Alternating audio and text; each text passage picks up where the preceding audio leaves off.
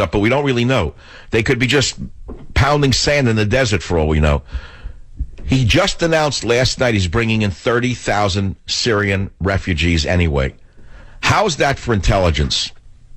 Well, that's my cue to take a quick break.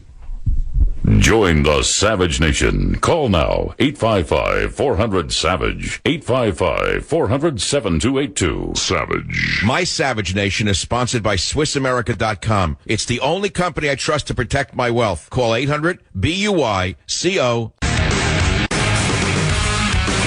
ISIS is demonstrating new ambition. We have to break the group's momentum, and then it's back. Our goal is not to deter or contain ISIS, but to defeat and destroy ISIS. All right, so she's trying to demonstrate she's tougher than the thin smoking man in the White House. Does she mean it? Who knows? Who knows what she means? We know that there's only one person who'll do it, Trump, period, end of story. It's simple. He'll unleash the force of hell on them. They won't know what hit them. And I want to talk about that at some point. I don't have the time right now. I may do it in the next hour. I've been thinking about this. It's going to take total war to defeat them. Make no mistake about it. A strike here and a strike there is going to do nothing. Now, I want to remind you of something that many of you are not aware of, and it's a horrible reality, but you know you can't argue with reality. World War II, end of World War II. The Japanese had lost their Air Force. They had lost their Navy. After some horrible battles, we almost lost the war. And there was the issue of taking the homeland because they wouldn't surrender. The people wanted to surrender, but the militaristic wing of the Japanese people, which was the military, would not surrender because it was not in their culture to surrender. Bushido required they never surrender to an enemy. They'd rather commit suicide. And so they vowed to fight to the death. And the atrocities of the Japanese army throughout the war equaled that or exceeded that of ISIS. You don't understand that. This is not the first time the world has seen this type of barbarism. You can compare it, as I did, and I was the first in the media to do it because I know a little bit about history, to the Mongol invasions, where they killed everyone in town. If they took a city, the Mongols killed everyone except the women that they wanted to enslave and rape. Did you know that? They burnt everything to the ground. They blew up everything. They decimated the whole city. So what ISIS is doing is no different than what the Mongols did. And for that matter, the Japanese did the same thing in many ways. Take a look, for example, at the rape of Nanking. If you know the history of the rape of Nanking, it was an atrocity equal to that of the Mongols.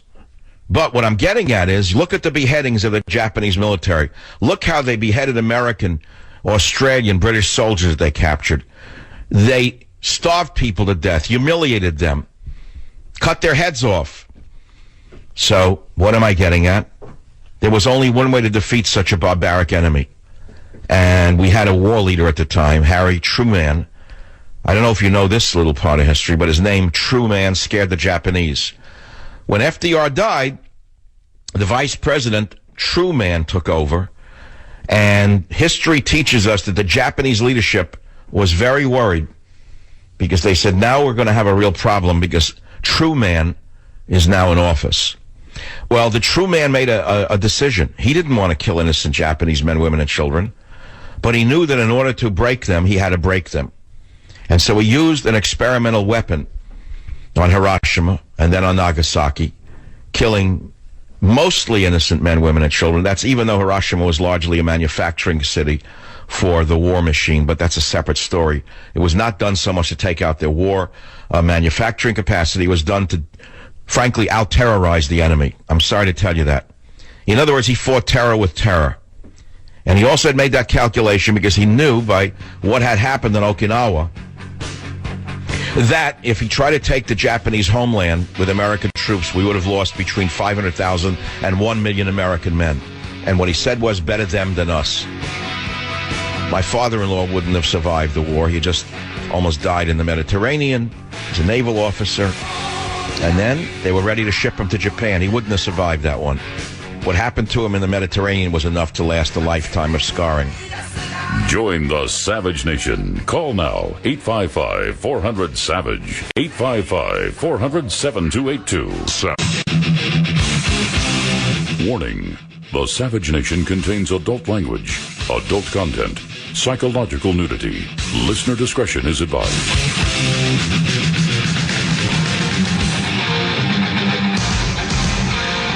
And now, America's most exciting radio talk show, The Savage Nation, home of unprotected talk, borders, language, culture. And here he is, Michael Savage. Well, here he is. Here he is, Michael Savage. I guess we'll go with hour two with the Boston Marathon bombing, Muslim Sano brothers, let's see, Nidal Hassan, Muslim psychiatrist at Fort Hood, and about 100 other issues like this. And yet Hillary says it's not Muslims, we shouldn't worry about it. Well, the fact of the matter is the House of Representatives, the United States House of Representatives, just voted to increase scrutiny of refugees wanting to come in from Syria and Iraq, a common sense measure. And so many Democrats joined Republicans on this vote to increase scrutiny on refugee screening process that it is a veto-proof measure, making Obama furious because he threatened to veto this. It passed 289 to 137 just an hour ago. Only 2 Republicans voted against the bill, while 47 Democrats joined the majority in voting to pass the legislation. Now, I'm sure you want to know which Republicans voted against the bill, and we'll get that to you on the Savage Nation. But the fact of the matter is it made such common sense that Democrats joined them. Of course, not to be outdone by stupidity is Representative Nancy Cuckoo Clock Pelosi, saying this bill does not make us safer, it does not reflect our values. Look who's talking about values. Here's a woman who went to the sex parade, the gay sex parade with whips and chains and leather, and says that's San Francisco's values. Says this bill does not make us safer, it does not reflect our values, and it does not have my support. She prefers a bill put forward by Representative Strange Zoe Lofgren. Unbelievable, idiot. What a bill she came up with. Now let's see what Paul Ryan said, the new speaker. He said, this plan pauses the program. It's a security test, not a religious test. Ryan's remarks came before the passage of McCall's bill, stressing, quote, we cannot and should not wait to act, not when our national security is at stake. He said this is the first step to protect Americans and to defeat ISIS. He's right. So the House did something good, defying Obama. And we'll have to see what happens when it gets to the Senate, because that's a whole different world over there. The Whigs are a whole different thing.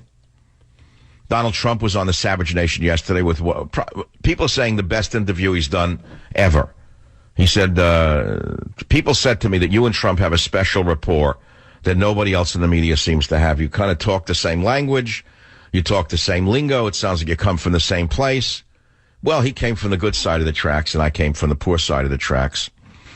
In Queens, New York. He was on the other side of Union Turnpike than I was. I was in the attached red brick row houses, and he came from a family of means, and they lived in a beautiful detached home up near Cunningham Park. I always aspired to live there. Of course, I don't aspire to live there anymore, but I'm just saying to you, we grew up breathing the same air.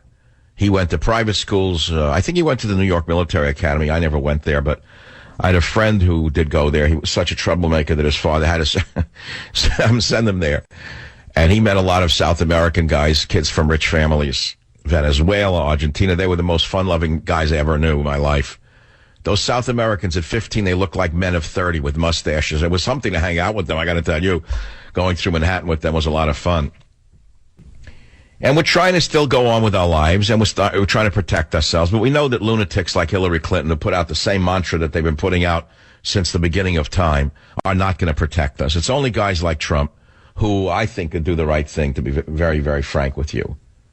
And we agree with each other on so many things. WJR, Carol, go ahead, please. You're up on the Savage Nation. Hi, Dr. Trump. I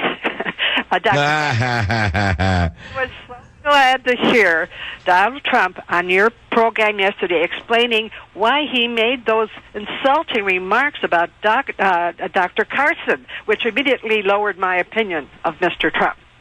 I was having such confidence in his ability. Well, we know what you're feeling, but that's not the point to hear what you're feeling. What did you think about Trump talking about why he said it? Well, I'll tell you, I still think he could have had a better choice of words. When he got that analogy about child molesting and that was... Ma'am, you're bringing back up the old history. That's not what I'm trying to talk about here. Trump explained why he attacked Carson. Isn't that why you called? Yes, he did. He did because it's competition. It's just a matter of competition, and they do this in all the... He said to me, Michael, you're very competitive. He said, if you were where I was competing with them, you would have been just as attack of Carson, maybe even worse. He actually said you would have been worse. Didn't he say that? Didn't Trump say that to me? Yes, but I don't think you would have used that choice of words. I don't think you would have used that analogy. Well, let me think about it. If I were Trump, and let's say I was ahead in the polls and Carson had been creeping up on me with his nice guy approach, I don't know that I would have used that analogy, but people do make mistakes. They go in the wrong direction. But he certainly had decimated Carson to the point that Carson is no longer a factor. Yeah, well, Carson is good, and I love Carson, but I don't. It's a matter of changing. He's a great surgeon, but I don't know if you can transfer that to what Steve. That's what I'm trying to say. That's how I feel. I mean, I think Carson would make a good head of the Department of, HHS, Health and Human Services, and I think that when Donald Trump appoints me to head up the NIH or something like that, I will appoint Dr. Carson to run HHS if I get that chance. That's a funny story unto itself. Do you realize what would happen if Trump actually follows up on my suggestion that when he wins, I take an appointment to run the NIH? Do you know what would happen in that? Do you have any idea what would happen in the world of science and medicine? I've thought about it. They would go insane. They would viciously attack me, saying I don't have the credentials, you're not really a scientist, blah, blah, blah, you're not one of us, you don't know how the grants process works. They are absolutely right. I don't know how the grants process works because there is no grants process. It's all patronage. It's one of the most corrupt systems, which is why we have very little science and why medicine has been stagnated in the United States of America. It is as corrupt as the U.S. government. What I would do is I would clean up the world of science and medicine, medical research, in a way that would give benefit to humanity, not just to Americans. Now, I know what will happen. What will happen is that some of the top scientists of the NIH would say, if Donald Trump goes ahead and appoints Michael Savage to head up the NIH, we're resigning. Guess what Michael Savage would say? Go ahead and resign, see if I care. I'll bring in scientists from India. I'll bring in scientists from Taiwan. I'll bring in scientists from Russia to replace you. Those who are not tied into the system and who are not corrupt. Those who don't know how the grant process works. Those who simply look at science and medicine as science and medicine rather than as a patronage system. So go take a job in private industry, my friend. Enjoy yourself. That's what I would do. I don't know if this is a fantasy, but I've actually thought about it. Remember, this election is going to come up next year. 1 year. We're going to the polls in November. By this time next year, by this time Thanksgiving next year, we'll know who the president's going to be from 2017 on. And if Trump wins, I'm going to ask him for a patronage job, I think. Because I would give up a lucrative career in the media and as an author. I would do it for $1 a year, by the way. You know that was done in years past? Do you know that? Do you know that loyal patriots gave up careers in the industry to in the war effort? They worked for $1 a year because they believed in America. I would do the same thing because I believe in the truth and I believe in science and I believe in real medical research. And what I see going on in this country is appalling. It has stagnated. Science and medicine has stagnated. Research have stagnated because of the corruption. It's as corrupt as the government itself. You ask any young scientist what's involved in getting a grant. You ask them if there's selections based upon, let us say, pure science or on, let's say, sexual, gender, put it that way, race. Do you know what kind of grants they're giving out? Virtually every study has, in the NSF, the National Science Foundation, every one of those grants that are now being written, proposals, have to say something about global warming in order to be reviewed by the corrupt science boards that review these things. So listen to me, there's a lot of cleaning up to be done in this country, and I know that most of you listening don't even know what the NSF or NIH mean. But I do. That's the only area I'd be interested in working in the government. That's the only place I could have an impact and clean things up. And I might do it for $1 a year. Give all of the money to charity, the government salary, and then keep the pension too. I'll be right back. Join the Savage Nation. Call now, 855-400-SAVAGE, 855-400-7282. Savage. The Savage Nation is sponsored by Swiss America, the